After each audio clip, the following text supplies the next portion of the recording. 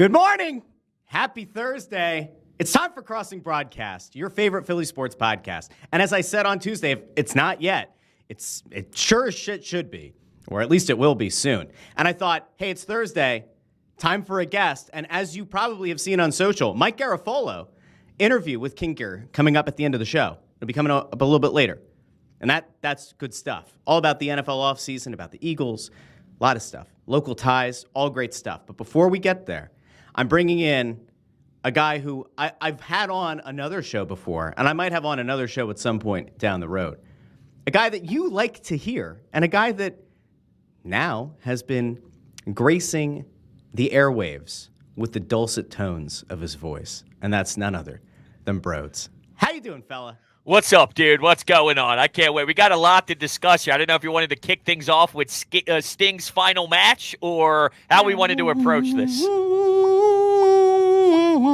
Seek and Destroy. I was like, you know what? If it weren't for a DMCA takedown, we would have started with Seek and Destroy today. A little Metallica in the morning. Yeah, maybe that would have been nice. Maybe we'll get there. I've been told that you're like back in on the wrestling thing. So, you know, maybe, AEW got me sucked right back in. I bought WWE 2K24, so here's Brodes all tatted up in the ring as the WWE champion right now. Not going to Wow. Oh, yeah. All right. Look at you. That's right. Hey, listen, nothing big has been happening in Philly sports. We're just here to kind of bide time until football is back, right? Wrong. Yeah. There's so much to get into today. Now, we can go a whole bunch of different ways here, and I know that, like, we have a lot of thoughts on what's been happening with the Flyers, with trades yesterday. You know, I usually do Snow the Goalie, the Only Flyers podcast, but there was a problem. Anthony Sanfilippo, Ant San Francisco, Ant Sanfoni decided that he's going to go down to southern Florida during the trade deadline. So we're going to do Snow the Goalie tomorrow, but we had people going, where's the emergency pod? Sean Walker trade. And I want to get to that. But I don't want people to get turned off. You know, like, hockey talk is big. It's important. But I think there are some other things that people want to hear from as well. I'm going to let the chat decide, because I do think that is probably the biggest thing that's happened. You know what, Brodes? Let's do this the right way until we hear from the people in the comments on YouTube, Facebook, and Twitter, okay? Let's start with the thing that has a lot of people pissed off. And Craig, I want you to pull this up from the site. I didn't tell you about this ahead of time. Pagan wrote a post about what an abomination is happening in right field at Citizens Bank Park. I think it's the top story right now on Crossing Broad. And it's something that has me absolutely incensed. And I got a feeling after a little chitty chat with Brodes pre-show that he's not as upset about it as I am. The Phillies have decided to desecrate right field. They got rid of the out-of-town scoreboard. The only thing that really made it feel like an old-timey ballpark in a park that, by the way, is the nicest stadium the entire city has. They are corporate shills. They have killed Dollar Dog Night. They extended Zach Wheeler. And apparently to pay for it, we have to look at this shit in right field. And the people in the podcast feed who can't see it after the fact, we're looking at the right field where the entire right field scoreboard has been replaced by LED signs and advertisements for Hers and Temple Health and Hatfield and Rothman. Brodes, why don't you care about this? Why do I care? We're practically the same age. Why do we have such varied takes on this? Please explain. Because you're a ridiculous jerk off. That's why. That's probably it. Yeah, and I'm not. That's the thing, is I'm not. But dude, I don't give a damn. I don't care. You know what I care about? Bryce Harper against Spencer Strider, 3-2 count. And if he hits a moonshot to right field, are you going to go, man, that would have been a lot sweeter if the freaking out-of-town scoreboard was different? Grow up. And Dollar Dog Night sucked, too. The line, 7 hours to get a $1 hot dog. I'd rather spend $15 for a hot dog and get it in 5 seconds so I don't miss the game. That is true. There's too much outrage here. All right, let's go win a damn championship. Forget about what does it look like on the score? I don't care. It's the feeling. No, it's all about what you have in your heart and your soul. This sport, right? Like, look, I loved baseball in college, right? I went to more Phillies games, I think, in 4 years at Westchester University than I had at any other point in my life and ever have since, right? But there is something to be said for just a tiny bit. I can't believe I'm saying this. For a tiny bit of tradition. They changed the big scoreboard. I love the big scoreboard. I love the big LED out in left field. I think it looks great. Give me something that's just a little old school down in the right field scoreboard. Why can't we just have one thing that isn't covered in an absurd amount of advertising? Do we need the screens there? What good are we going to get from it, Brodes? What value add does having a Rothman scoreboard ad swapping out with Hatfield every 5 minutes, what does that do to enhance the experience for people at Citizens Bank? No, it definitely doesn't enhance at all. It just puts more money in Middleton's pocket. But if Middleton's willing to open up that checkbook nonstop, well, then he needs to find ways to bring in more revenue. If that's the payoff to get Bryce Harper, Trey Turner, and JT, what if John Middleton said, Russ, sit down in my office. Let me tell you something. You want that old scoreboard? Okay, I'll give you that old scoreboard, but you're not getting Wheeler, and you're not getting Nola. You only get one. But if I get that scoreboard, then now we can start talking about both. Are you going to say, Mr. Middleton, thanks for having me. Your cigars suck. But, by the way, I'd rather have the old scoreboard. Stop. Now, everything changes. Yankee Stadium's not the same. Fenway at some point has to change. We just got to adapt, all right? And if you're going to go, Mr. Tommy Toughnuts, get off my lawn, then we're never going to get better in society. I love being called Tommy Toughnuts. Yeah, Tommy Toughnuts. I'm going to tell my wife to call me that from now on. When she gets home tonight, I'm going to say, call me Tommy Toughnuts. It's a dangerous game to play. I've tried it myself. So I'm Tommy Toughnuts. You know, my cousin Meatballs Marinara. We got a thing going, you know? Meatballs Marinara? Guess what? It's not going to end well for you. I promise you that. Yeah. Looney the Long Hot. Anyway, all right, so we've now passed this, and I was looking for people with their feedback, and I think I know where we're going to go next. And by the way, if Middleton had me in his office, I would tell him. I'd say, listen, you are the best owner the city has. Okay? Wow. The best one. It's a slap in the face to the one. No, hold on. To Joshua Harris. Oh, I know. What a horrible thing. You know, like, I like Dan Hilferty a lot, but he's not the owner. He's the governor of the team. And he does a great job and, like, as voice of the fan and all that. And he's been on Snow the Goalie a bunch. And, like, great guy. He doesn't own the team. And he would be the first one to tell you that. It's Brian Roberts and Big Comcast. We never hear or see from Brian Roberts, so I don't know. Okay?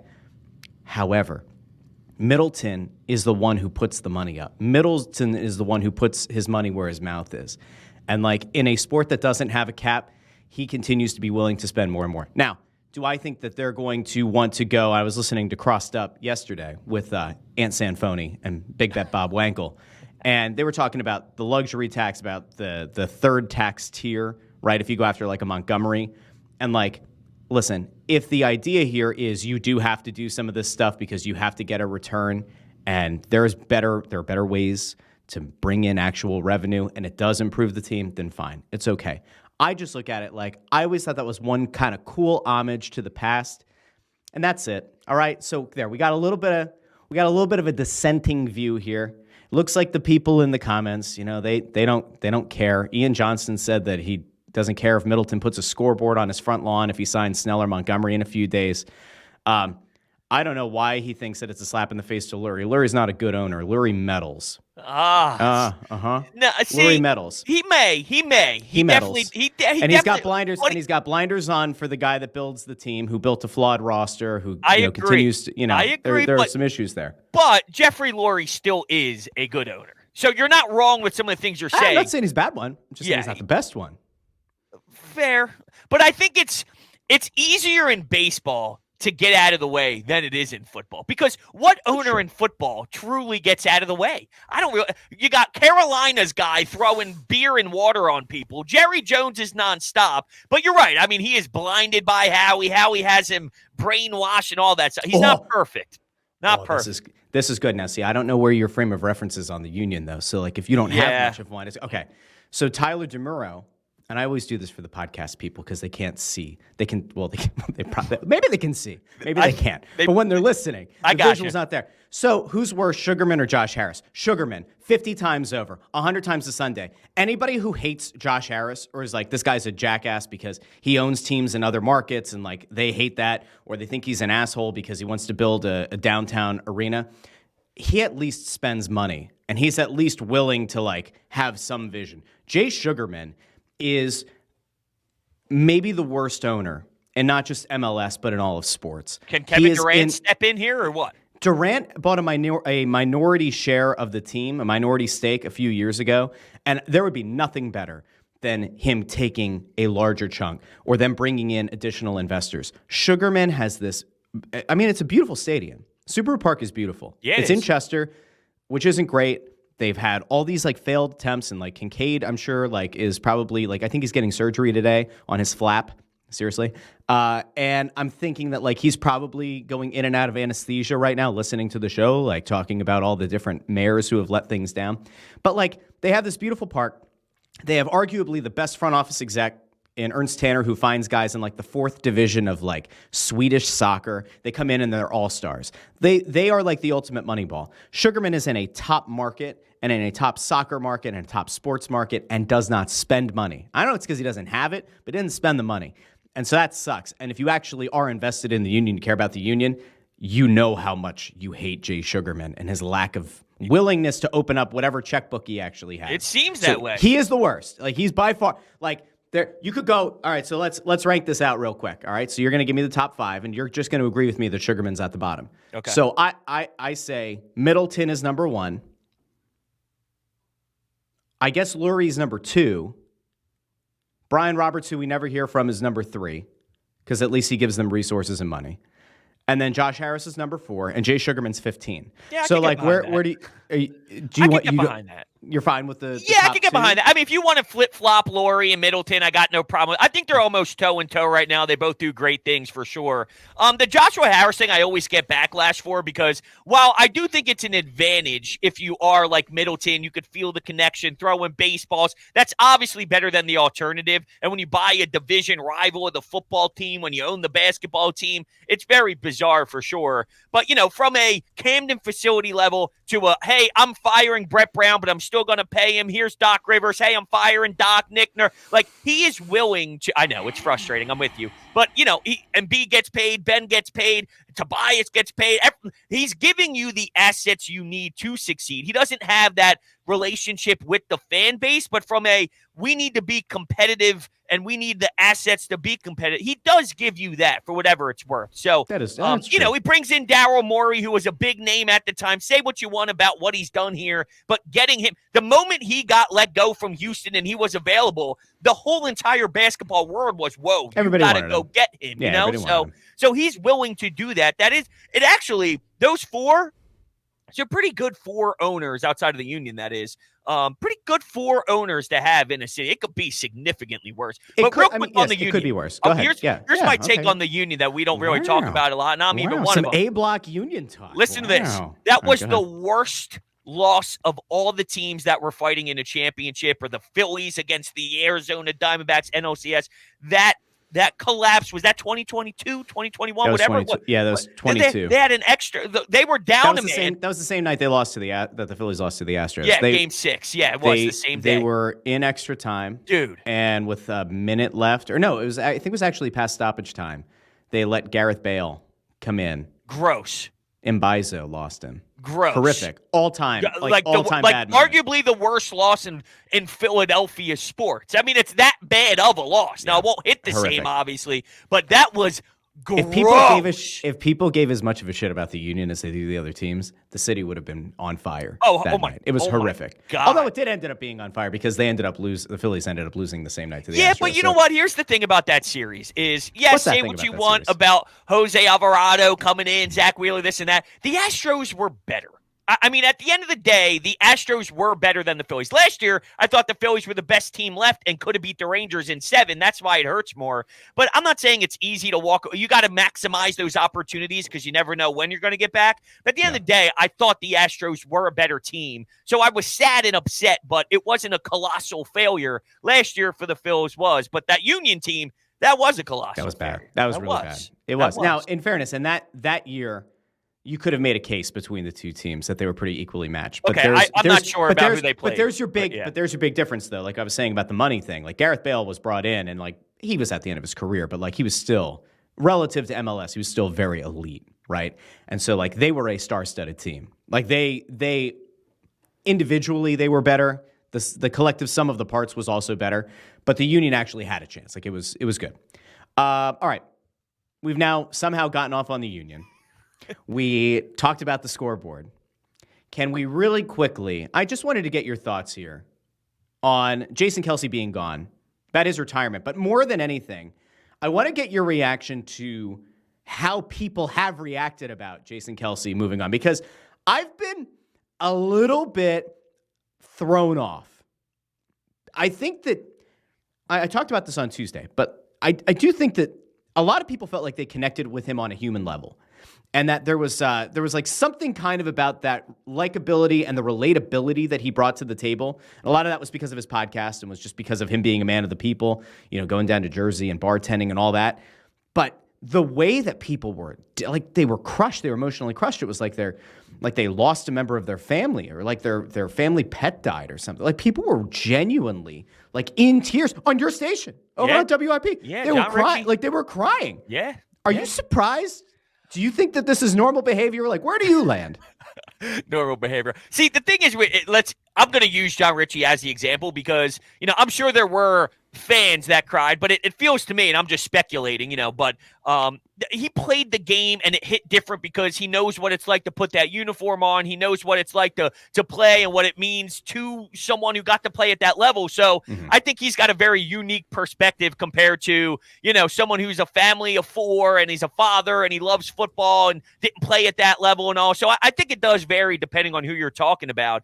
But yeah, I'm not surprised because this is what we are. We always discuss why we're the best fans. We're so passionate. It means different here. So when someone leaves the game like Kelce, I don't remember what it's like to watch football without Jason Kelce. Iron Man streak, always available. There's nothing better. Sunday Night Football, lead blocker on the slow-mo. He's got his forearm pushing people back 7 yards. We'll never see this again. So I'm not really surprised. This is what makes it great to play in this town and why, we are who we are. So no, I'm not surprised. And I was sad. I mean, don't get me wrong. I wasn't in tears, but it hit me in a way where I was uncomfortable and I was in my like, damn, dude. But once again, how deep in your feelings were you? Were you in the kiddie pool? Were you in like the shallow end? Did you go up neck high?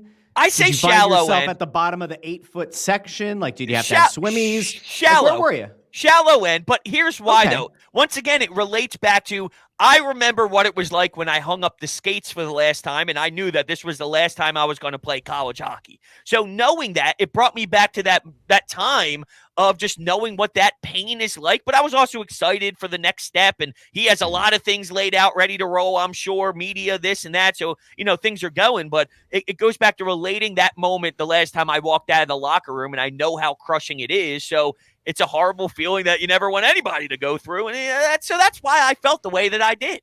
You know what? I had that feeling in high school. My last band concert. There you playing go. Tenor, playing saxophone, just like Jason Kelce. There you go. I guess what I'm trying to say listen, is I'm an American hero. It doesn't matter what it is. It's that passion and that fire you have. I get that.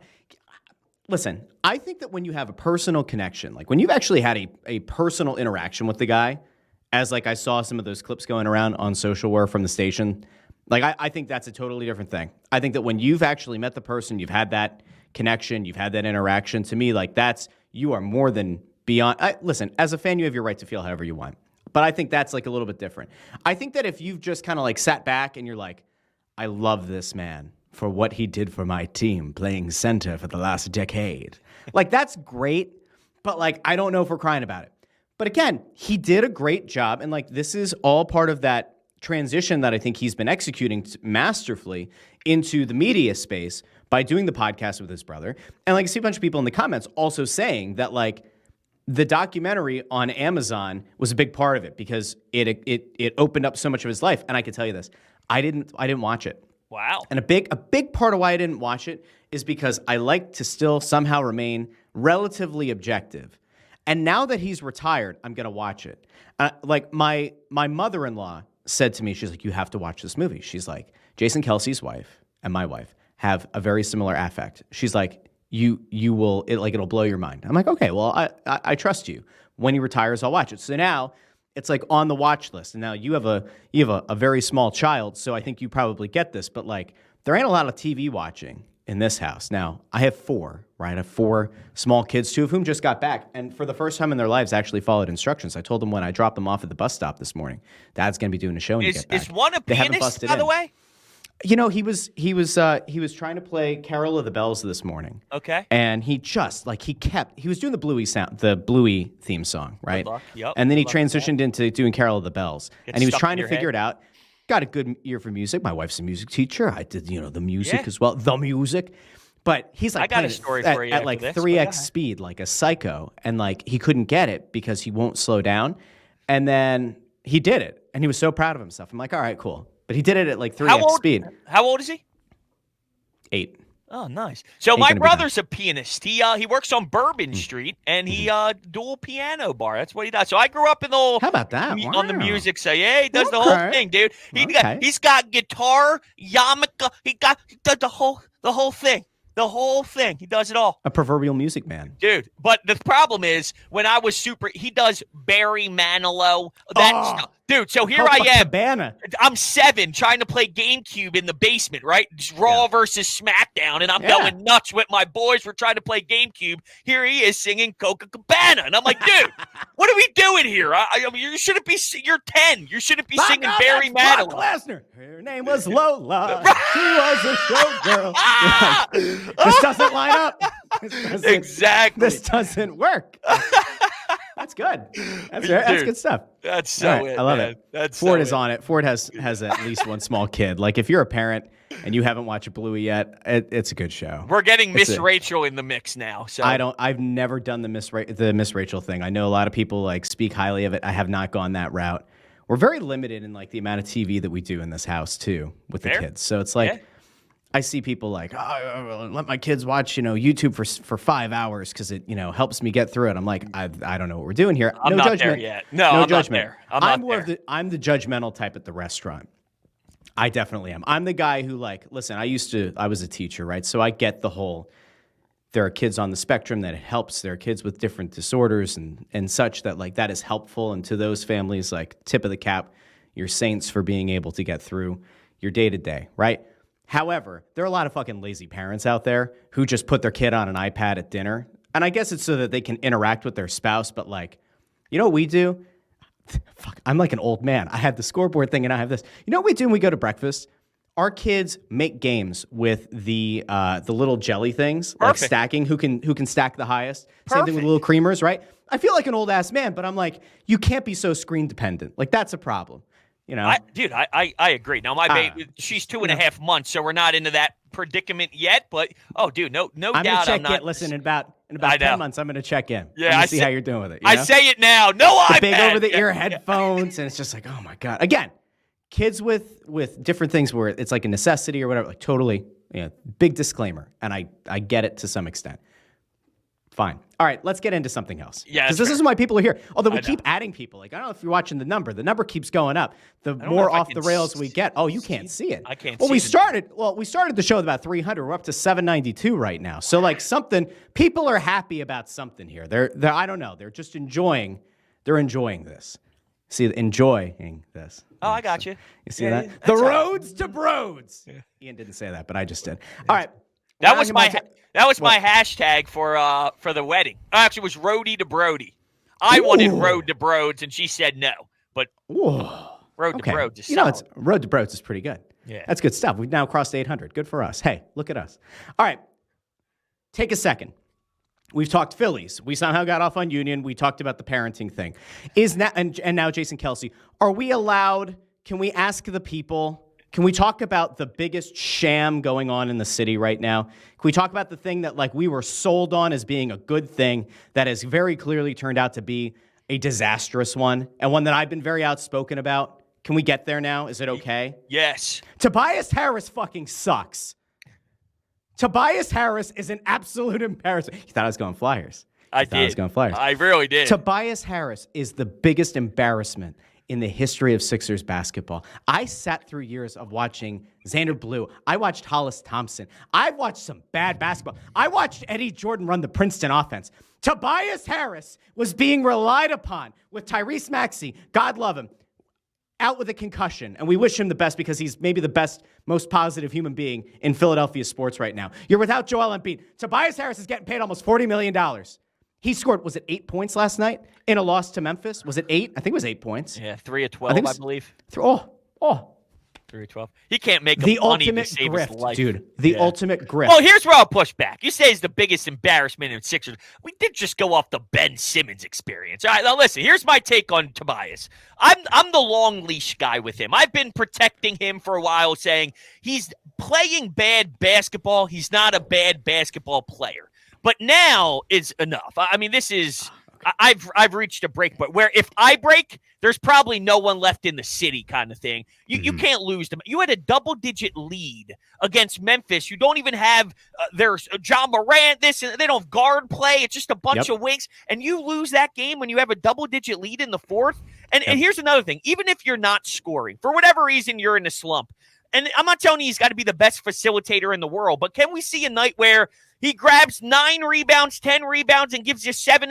In other ways, he'll help out the team because he's struggling. Yes, That's contribute in a meaningful way. Against the Grizzlies. Now I'm going to push back on the Ben Simmons thing, who, by the way, he's now been ruled out for the rest of the season as he talks to more specialists about the back impingement thing. It is very easy to dunk on Ben Simmons. I get it. I have myself been responsible for like some goofy ass things on Twitter where I've like kind of taken pot shots with love, but like still pot shots, right? I do wish him the best. I'm not going to compare this to Nolan Patrick losing his career to concussions, but I am just going to say, when you're a guy who is picked as highly as those guys were, you do have to love your sport to some extent. Now, people have questioned Ben Simmons in the same way they questioned Nolan Patrick about the commitment to getting better, the commitment to excellence, to the sport, all that. I get it. Ben Simmons was a guy who they drafted with the thought he could potentially become a LeBron-esque sort of guy, right? I always looked at him when he was at his peak powers. I was like, this guy, if you built a team around him, he could be Giannis-esque. Giannis light. Me too. Giannis sugar-free, okay? Surround him with shooters. Let him play that style. He doesn't have to score for you. If he's afraid to shoot the ball, he can help your team in so many other ways, right? And it didn't work. And it didn't work here. And it all fell apart. And I do wish the guy the best because this sucks. And like, he will continue. There are 2 parts, right? One, he's going to make a lot of money. He probably has a lot of money in the bank. His life is much easier than all of ours. However, you don't play to get to the NBA, to be a number 1 overall pick. You don't play to like just collect a paycheck and become the laughing stock of the league. I have to think that in his mind, he was destined for greatness, for many All-Stars, maybe for the Hall of Fame, like in his mind. And this sucks. He did, in theory, give it his all when he was playing here. He just suffered some really shitty injuries. And, like, it did fall apart at the end. But, like, Tobias got this massive, massive payday, which, by the way, was one of the worst contracts this team has given out in decades. And I am very well aware that they signed Al Horford. Like, I get it. But Tobias Harris has been every bit of a letdown. Again, the money he was making, right? He was the 4th option on the team when James Harden was here. James Harden goes away. Tyrese Maxey, you're saying, young dude, young guy, be the lead guard, be our lead scorer when Joel's not playing, be the number 2 option, right? Tobias, the least that you should be able to expect from Tobias Harris is Thaddeus Young. Can I at least get Thaddeus Young production? And the answer is no. Like, seriously, put your hat back on from like 15-ish years ago to Thaddeus Young, right? Gets you like 15 a game, can maybe shoot like 36% from 3. I'm making these numbers up, but I'm pretty sure they're close, right? Like, pull down 9 boards a game, maybe 10, exploit some mismatches, like, do something. And I am just always befuddled by his just lack of intrinsic motivation. There appears to be no fire on the inside with Tobias Harris. He looks like a guy who knows he's not destined to be here beyond this year, and he's just, I think he's in his own head. Oh, he definitely is. There's a small part of me that does feel bad for him on the human level, that like, he's very lost. But holy shit, man. No, like, I'm with you. All right, just so I got do some something. thoughts. I got some thoughts. So Good. Bring them. Bring the thoughts. Well, the fact that you say you felt Ben Simmons gave it his all when he was here, there's no way. The dude was a fraud. Ben Simmons was an absolute fraud, and he's making up lies, and it's making up lies so he can go through the CBA, mental health issues, this and that, Rich Paul, the whole thing. It was a disaster what he was doing, and I actually give Tobias credit here on this regard. He made one remark off the top of my head about a crumble cookie. Other than that dude's been getting in a world where Darius Slay nonstop attacks the fans, AJ Brown nonstop attacks the fans, Ben Simmons attack the fans, everybody attacks the fans. I'll give Tobias credit here. He just shuts up and goes out there. Now, he's not playing well, and that's a problem. But the dude has probably embraced more criticism than all of these athletes, and he just attacks the floor every day. Now, he attacks it, unfortunately, horrendously, but I do think that he does a great job just sort of not even giving anybody the time of day there other than the crumble cookie. Now, with that said, there's been everyone thinks that Tobias has just stunk every year. Tobias Harris last year, I'm not telling you it was perfect. It was not perfect. This is going. I'm just saying Joel Embiid, Game 7, James Harden, Game 7. Bigger problems than Tobias. Game 6, wide open looks everywhere. DeAnthony Melton, clank, clank, clank. You had wide open looks in Game 6. All you needed to do was execute, and the team couldn't execute. Now, you can make the argument Joel should have got the ball more, but I've also watched Michael Jordan rely on Steve Kerr to hit a big shot. You need complementary pieces, and they failed them in Game 6. Tobias played defense against Jason Tatum very, very well on a team that had no size at all, and the Boston Celtics exposes you on the wings. And every year you look at a Celtics matchup, every team goes, what's the number one thing? Well, how do we stop Jason Tatum? You had an option in Tobias Harris, who held his own more than most can in this league against it. He's had some important postseason matchups and moments that he doesn't get credit for over this long haul here of the miserable contract that I think needs to get noticed. So my point is, Tobias hasn't been great. He hasn't been as bad as what the city has given him in the playoffs over the last few years. But right now it's abysmal, and that's my he's dreadful. That's my thought. But he hasn't been as bad as what people have said he's been in the playoffs with the Sixers. That I will stand on. He's bad. Yeah. Hey, do you hear that sound? What is that? I'm going to toot my own horn. I just pulled up to Thaddeus Young's stats from 15 years ago. What did I say? I said 15 points a game, right? Where's that Young still kicking? Yeah, he is. So I said he started this season playing for Toronto. He played 6 games. We'll get there in a second. 15 years ago, I said 15 points, 36% from beyond. He averaged 15.3 points, 34% from beyond the arc. Now, I was off on the rebounds, though. I think I said pull down 10 rebounds a game. He only averaged 5 that season, so that is my fault, and I do want to apologize. Disrespect. In a time where we need transparency, it's an election year. We need transparency. I'm gonna say right now, while I was right about many things, I was a little bit wrong about Thaddeus Young's ability to pull down the boards. So I'm sorry to anybody I offended with the rebound number being so up. I was right on 2 of 3, and listen, in baseball, 2 out of 3 is great. It's fantastic. Yeah, but you know what I prefer? I prefer Kyle Schwarber. Give me 180, but I'm hitting 50 bombs. So when I'm right, I'm right, baby. But when I'm wrong, I'm Nick Castellanos swinging off the plate. But that's okay. You got to take some risks in this damn business. You know what I'm saying? That's fair. That's fair.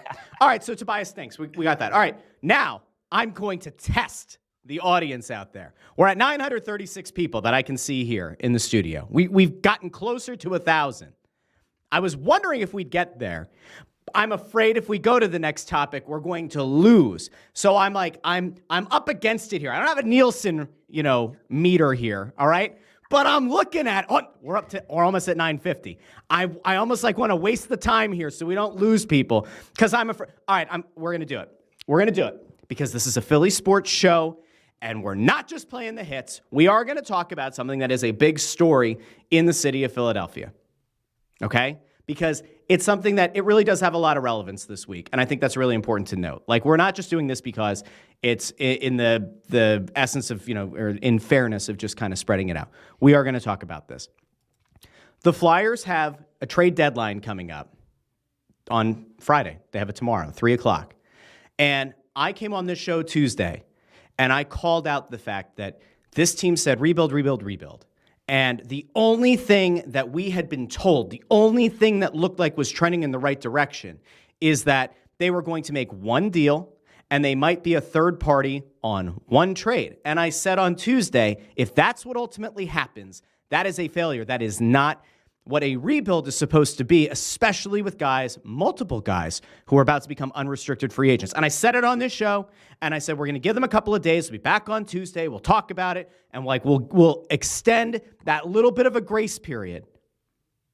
And what happened yesterday, Brodes? The Flyers got a first-round pick for Sean Walker, right? They ate a $4 million cap hit on Johansson. They facilitated another move, a 3-team trade where they took on like a $2.5 million cap hit for a 5th-round pick.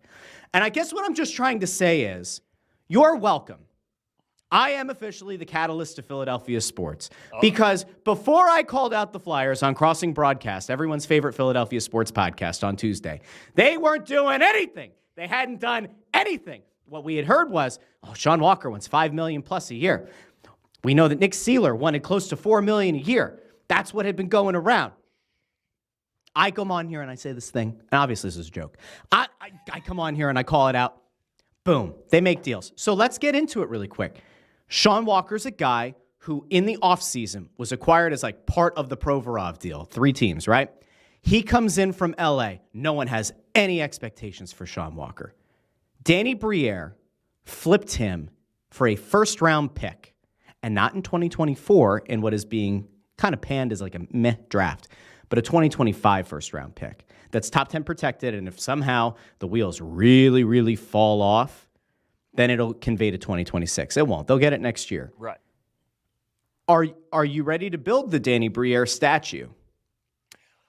Okay, so I'm leaning towards building it to not building it. I'll say that, but I'm definitely not there 51-49? Like, where are you at? No, I'd say probably 75-25 because it's not just the show. So I'm not saying anybody could have done that, but when Sean Walker plays that way and the market is the market, I think outside of Chuck Fletcher, anyone sitting in that room probably could have realized that, hey, this is the market, let's make it happen. But it's the other things that really tickle the fancy. It's, okay, so you give up a 5th-round pick as well, but you find a way to get a 5th-round pick back. It's very Howie Roseman-esque where you're getting creative. He's always obsessed with the comp picks. Well, Danny Briere's doing other things to really help bolster up some late round picks that you moved in other deals. It's that savviness. So bringing on money as a 3rd team, Chuck Fletcher wasn't doing that stuff. They weren't doing that forward thinking of, hey, here's money we have laying around. Let's do this. Let's do that, because all his money was tied up into Kevin Hayes. He didn't even have the opportunity to do it because of all the piss poor contracts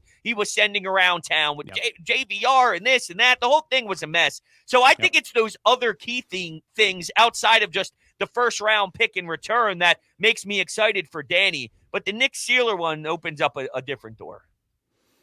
So the Nick Seeler thing is upsetting to you, or like what? Okay. All right, here's the Nick Seeler thing. Hold on. We're 37-ish minutes in. We've now crossed 1,000 people watching right now, live across Crossing Broads, YouTube, Twitter, and Facebook. Over 1,000. Now, I may or may not have just told people a little white lie on Twitter that if we hit 1,000, you were going to shave your head. I'm sure that had nothing to do with the last 30 people coming in. Allegedly. You can't take me at my word on Twitter, right? Fair. I'm sorry. But I do love all of you who came here from Twitter who just saw that Brodes will not shave his head. Well, he might. But as of right now, he's not committed to it. He's got some great lettuce up there. You can't see it because he's wearing the hat. But big thank you to everybody who hopped in here. Now, someone brought up that JV. Craig loves bringing up the tweets. This Unbelievable. Is good. Yeah. Unbelievable. Well, listen, we crossed 1,000. Yeah. That's pretty good. I'd say it's a pretty good number. You know, like there are some outlets in the city who wish they could hit like 200 concurrent. We had 1,000, okay? I'd say it's pretty good. Not a bad day here at Crossing Broadcast. Okay, anyway. That's funny. But someone brings up the JVR contract was Hextall, not. Yeah, but I'm saying it you had nothing that you could do because your money and the compensation. You like that? But anyway, where was I? The Nick Seeler thing. What were we talking about? We were going to go to Nick Seeler, which is really the big thing. 3rd pair guy. Yeah. Okay. So veteran. You're not. Blocks a lot of shots. It's not horrendous. The money's not going to kill you. 2.7 per year. No movement clause for the first 2 years. 4-year deal. The money's not going to kill you. It's just the messaging. So 3rd pair defense. That's what he is. If I know he's playing top 4 minutes now with Sean Walker, but if Nick Seeler over the next 4 years is a top 4 defenseman for you, you stink. Because I think Nick Seeler's playing above his head. I don't think Sean Walker, when he signs an extension or goes wherever he is, will be this good for the next 4 years or so. though. I don't think Nick Seeler is going to be a top 4 defenseman over the next 4 years. So if you have a third pair guy and you can get an asset for a third line guy, then they fall off trees. Danny Briere should be able to find a third pair defenseman anywhere. So if you can gain a 3rd round pick for a Nick Seeler, I like that idea more than signing him to a long-term deal. So it's not going to destroy you. It's just more about, here's another guy that is a flyer. And they are in love with the Delorier. 4th line guy, a flyer, tough, Ryan ballsy. Poehling, flyer. Right. Vernon Hathaway, flyer. I just think they get so sucked into he's a flyer. He's what it means to be a flyer. I don't want what it means to be a flyer. And also, same with Lawton. All right, here's my thing on Lawton. And there's some rumors that maybe it's not over yet.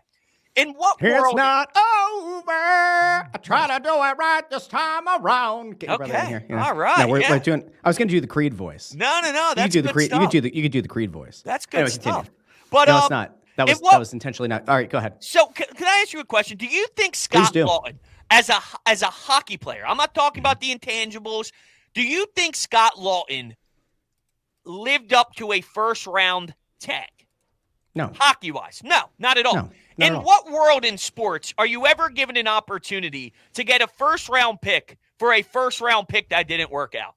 Not very often. I don't know if they're going to get a 1st round. They keep claiming they won't do it unless someone overpays. My rebuttal would be, in a rebuild, what if someone paid a fair price? So you're not getting undervalued, you're not getting overvalued. What if you get value? Actual value. To me, that's an obvious you move on from Scott Lawton because he doesn't really play that well anymore.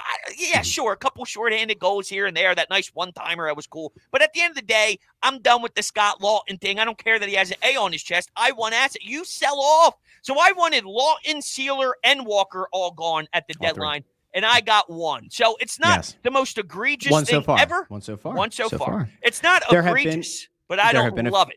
There have been a few other moves of forwards in the last few days that have also, like, if you're kind of piecing together what those guys are versus what Lawton is, you could see a scenario where potentially he could fetch you a 1st. Now, the funny thing is, Lawton has had, for the most part, a pretty underwhelming season. But then the All-Star break hit, and when they came out of it, he essentially flipped minutes with Sean Couturier. Yeah. And here's why I think this whole thing has gone sideways, okay?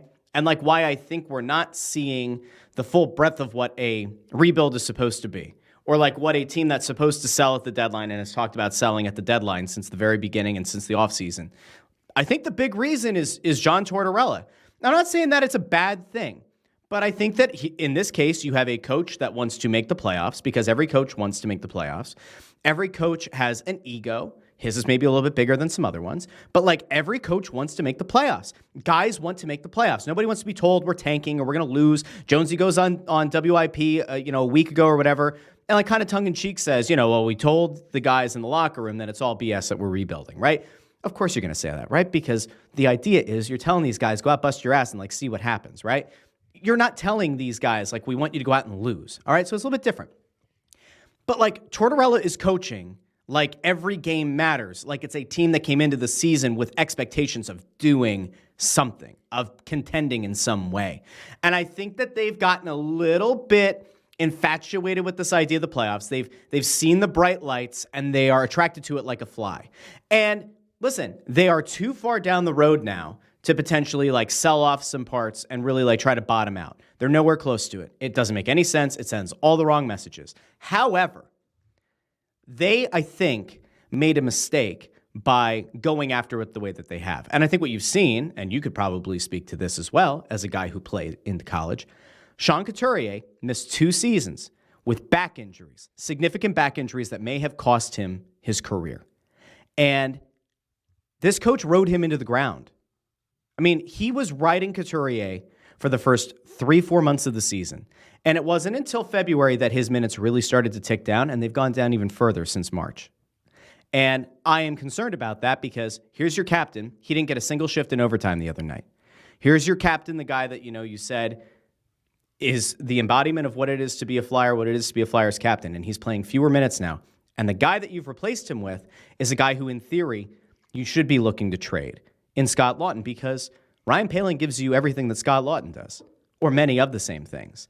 he's essentially expendable. You missed an opportunity to trade him for a first in the offseason. If the opportunity presents itself again, your real question is, do we think it's worth trading a first rounder now and having that asset for the rebuild, or are we going to hang on to this guy again, hope that we can get the same value in the offseason because we're chasing a playoff spot? And that's where I think it's a problem, because everything should be rebuild in mind. Yep.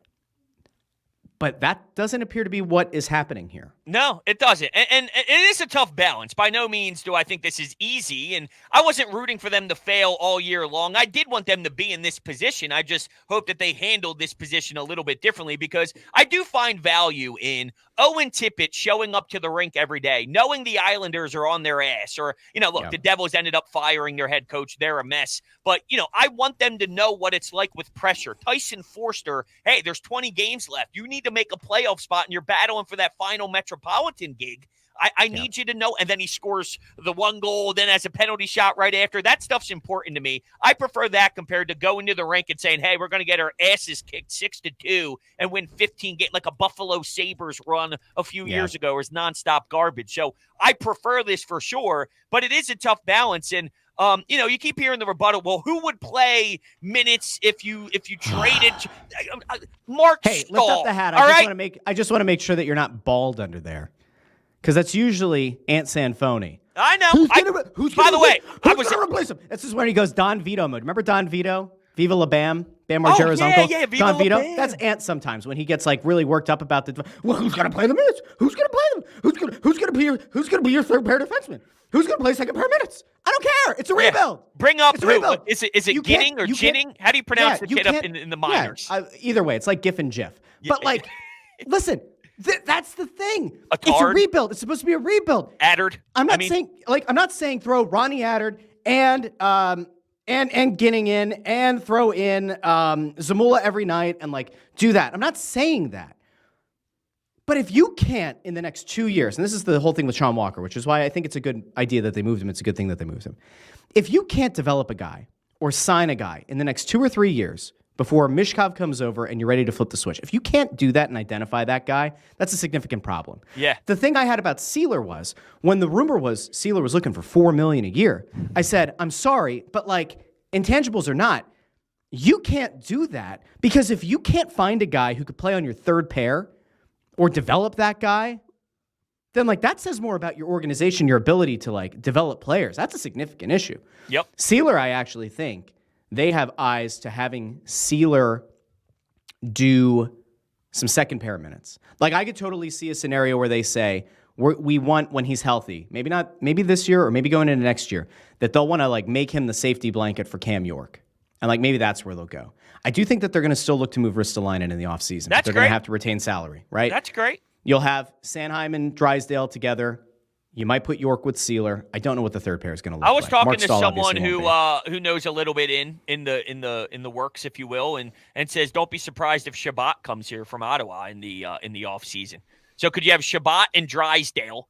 Can you have York and Sanheim?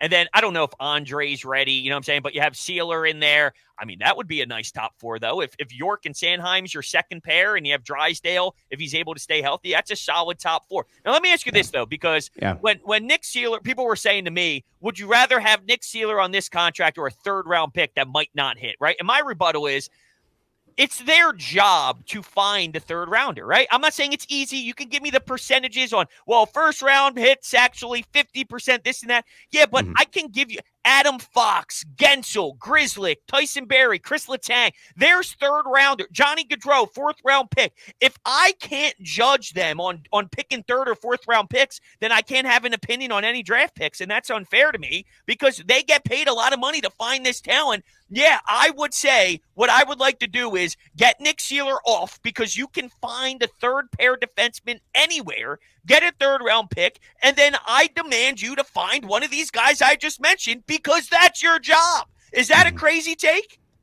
I don't think so. Okay, thank you. I don't think so. But I will say that if the idea is have one of these guys around to make the playoff run between Walker and Sealer, And like, if you're going to, for whatever reason, if you're going to decide that you do have to sign one of those guys, I was actually in favor of signing Sealer. If the number was okay. Right? Yeah, that's cool. I agree. And so, like, I look at it because, again, Walker got you a first, right? Sealer was maybe going to get you a mid-round pick, maybe. Yeah. Like, is there a team that would have been desperate enough to try to move him for a 2? No, I don't. No, think so. I think third is where you were playing. A 3, maybe a conditional 4th, right? That like could have gone up to a 3rd. And at that point, I say, well, then no, it's not worth trading both of those guys away to have that lottery ticket. If this were perceived to be a deep draft, I'd say, all right, look, cool. This is where I'd rebuttal though, because what I was thinking was in my mind. Away. Yes. If you move 3 of those guys, right, it's less about, well, what was that one, right? That was a 3rd for Sealer. I was more looking along the lines of, if you trade Lawton for a 1st and you get a 1st for Sean Walker and you get a 3rd for Sealer, if you told me you move those 3 guys and your package that was sent back was 2 firsts and a 3rd, I'm signing on the dotted lines. So I was looking at it more along instead of 1 for 1, this for that, it was, here's what I'm getting in return for sending 3 guys out. Now, maybe that's flawed, but that's how I was sort of looking at it. 2 firsts and a 3rd, and you move Walker, Lawton, and Sealer at the deadline. I mean, that's a good haul. Yeah, it's not bad. It's certainly better than you probably would have expected going into the season. I think that the thing that really is tricky is Lawton. Like, I really do. I think that they're going to still get a good offer before tomorrow at 3. Like, I think that they will. And I think that trying to make a playoff run is important at this point. Again, you can't bottom out. And I don't think that having a hockey purgatory pick is really going to help you all that much right now. No, I'm in favor of them going for – never know in hockey, dude. You never know. However, at the same time, if it's a 2025 first, again, a better draft, what is viewed to be a better draft, I don't think it matters if you are trying to make the playoffs or not. I think you have to move Lawton at that point.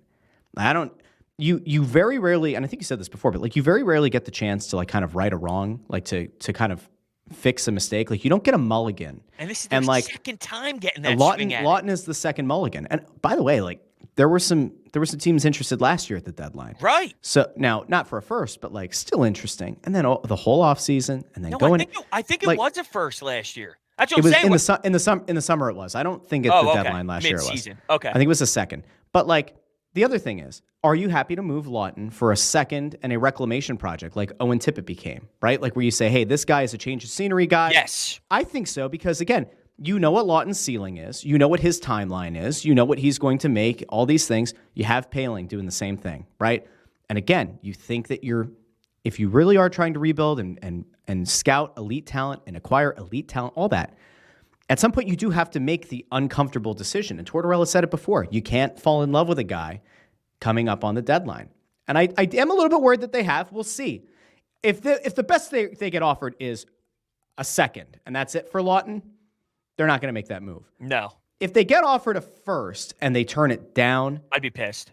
That I think is where you say, the rebuild isn't really the rebuild. At that point, you say, like, yes, he is important. He's important if you're trying to make the playoffs. However, that first is probably far more important. I have to say this before I throw it back to you. Everything right now rides on Matvei Mishkov. Everything.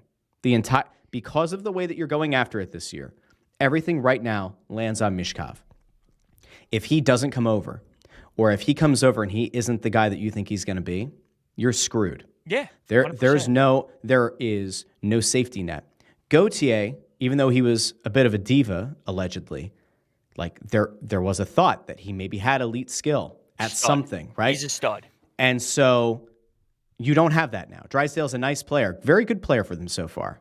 Injury issues, okay. But that is like the thing. This whole thing right now hinges on Mishkov. You need to figure out a way to get yourself up in the draft and go get that elite guy and pair him with Mishkov. And if you don't do it, you are going to potentially put yourself back in hockey purgatory, which they have been in for 2 decades.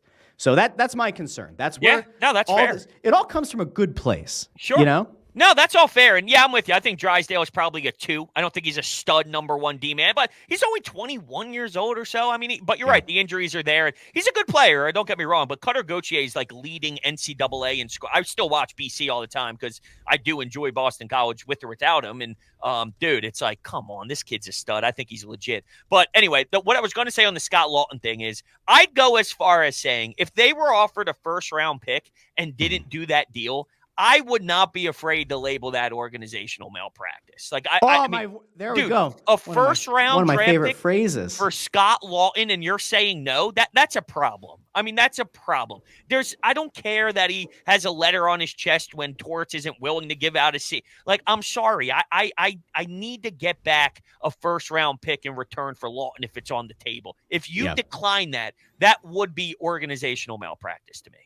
Yeah, it would be. I agree. It would be. And I like Danny. But we'll and I like see. I mean, again, now listen, I put them on notice on Tuesday. They went out and they made a Walker trade, and they took on some salary, and they got a few more picks just for retaining salary. They have one retention spot left. They can't just take on everybody's money this year. They have one retention spot left. They have about 26 hours. 26 hours from now until tomorrow's deadline. That's good math. Podcast feed people are probably like, that's not 26. But if you were live here with the 1,300 plus people who are here live right now, not making that. It's right there. It's in the corner of the screen. I can see it. You guys can't, but I can. I'm going to put them on notice. You have until 3 o'clock tomorrow. Let's see what happens. I do think that at this point, they still have plenty of money. I don't believe they've had to move Ellis to LTIR yet. So they still have one last cap thing to play with. Who? Ryan Ellis. Yo, there was somebody yesterday, by the way, who tweeted at me. They're like, listen, just hear me out here. All right. What if the Flyers are just going to keep some space so that next year they can bring back Ryan Ellis? Dude, could you imagine? Ryan Ellis. Dude, if Ryan Ellis, rises from the dead, I know it's Lent, all right? But, he's not the hockey messiah. You know what I mean? Ryan I don't want to be Ellis. sacrilege here, Dude, but that beard in Nashville. Elite beard. Elite anyway, beard. So just to recap, we did the Phillies scoreboard, Jason Kelce. We talked about parenting.